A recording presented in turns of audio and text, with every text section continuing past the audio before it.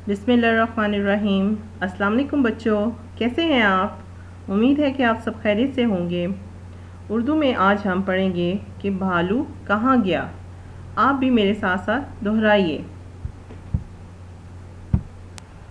प्यारे बच्चों, जैसा कि हमने पहले पढ़ा था कि एक बच्चा है जो कि अपने भालू के बारे में सोच रहा है कि उसका भालू गुम हो गया है और वो उसे ढूंढने की कोशिश करता है और वो उसे मुख्तलिफ़ जगहों में ढूंढता है। अब देखते हैं कहाँ कहाँ ढूंढता है। सबसे पहले वो अपनी अलमारी में देखता है कि भालू कहीं इधर तो नहीं, तो क्या उसे मिल जाता है? नहीं, यहाँ पर भी नहीं उसे मिलता। फिर वो बच्चा पलंग के नीचे भालू को तलाश करता है, तो क्या भालू पलंग के नीचे उसे मिल गया? नहीं, यहाँ पर भी नहीं मिला।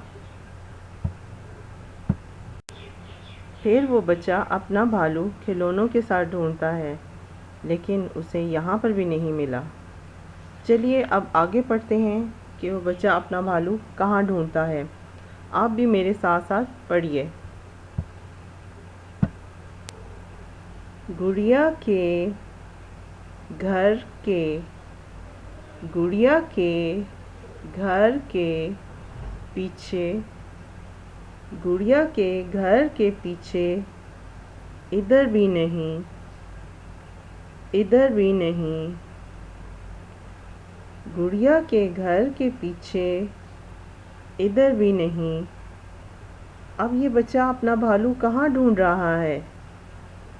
गुड़िया के घर के पीछे। तो इस बच्चे को गुड़िया के घर के पीछे भालू मिल गया?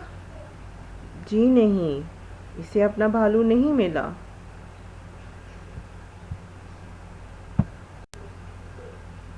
बंदर के पीछे, बंदर के पीछे या हाथी के नीचे, या हाथी के नीचे। अरे नहीं तो, अरे नहीं तो। बंदर के पीछे या हाथी के नीचे, अरे नहीं तो। अब बच्चा अपना भालू कहाँ ढूंढ रहा है? बंदर के पीछे। जी, तो बंदर के पीछे उसे अपना भालू मिल गया? जी नहीं। फिर और किसके नीचे ढूंढ रहा है? हाथी के नीचे। तो इस बच्चे को हाथी के नीचे अपना भालू मिल गया? जी नहीं, उसे अपना भालू नहीं मिला।